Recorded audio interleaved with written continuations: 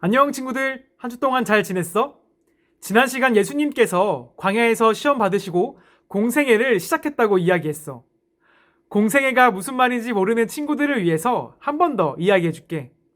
공생애는 우리 친구들과 똑같이 어린 시절을 보내신 예수님께서 어른이 되어 하나님의 아들로서 자신을 사람들에게 알리고 하나님 나라에 대해서 말씀해 주셨던 기간을 뜻해.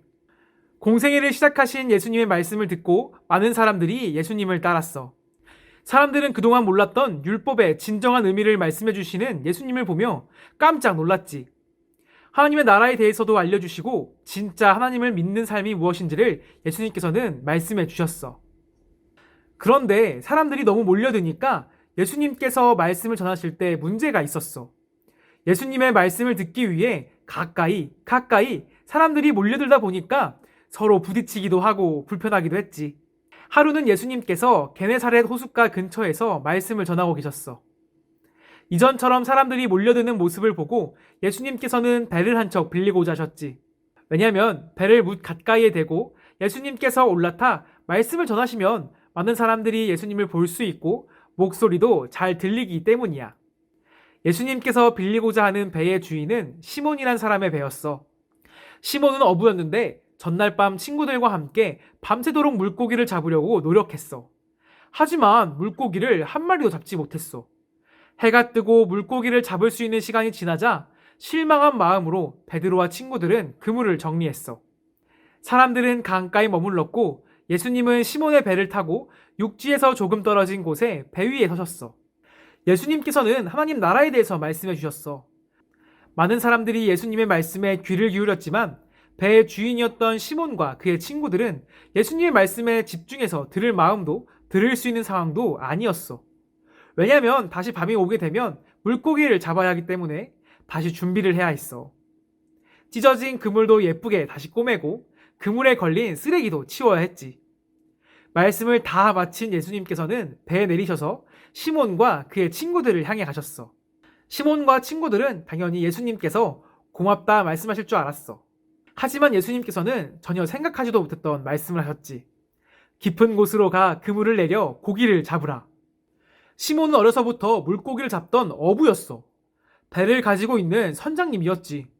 게네사렛 호숫가에서 낯은 물고기가 잡히는 시간이 아니었어. 그리고 무엇보다 깊은 곳에서는 물고기가 살고 있지도 않았어. 예수님을 모르는 사람이었다면 아무것도 모르는 사람이구나 하고 넘겼을지도 몰라. 어쩌면 그런 말씀하지 마십시오 하며 화를 냈을 수도 있어. 하지만 시몬은 놀랍게도 예수님의 말씀을 그대로 따라. 성경에는 시몬이 예수님의 어떠한 전 때문에 말씀을 따랐는지 말하고 있지는 않아. 하지만 중요한 것은 예수님의 말씀을 이 시몬이 그대로 따르겠다 결심했던 거지. 자신의 경험으로는 이해할 수 없고 어부의 상식으로 예수님의 말씀을 다 받아들일 수는 없지만 시몬은 예수님의 말씀대로 즉시 호수 깊은 곳으로 가서 그물을 내렸어. 예수님의 말씀대로 그물을 내린 그때 기적이 일어났어. 밤새도록 한 마리도 잡히지 않았던 물고기가 그물이 찢어질 정도로 잡힌 거야. 얼마나 물고기가 많이 잡혔는지 시몬은 다른 동료들을 향해 도와달라 외쳤어. 물고기는 두 배가 가득 찰 정도로 많이 잡혔지. 다시 강가에 배를 댄 시몬은 예수님을 향해 달려가 무릎을 꿇었어. 그리고 말했어.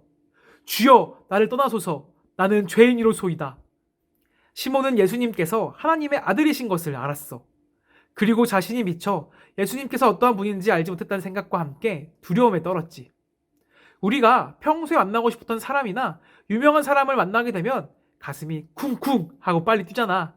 그런데 하나님의 아들을 만났으니 시몬이 얼마나 놀랐겠어. 무릎 꿇은 시몬에게 예수님께서는 말씀하셨어. 나를 따라오너라. 내가 너를 사람을 낚는 어부가 되게 하리라.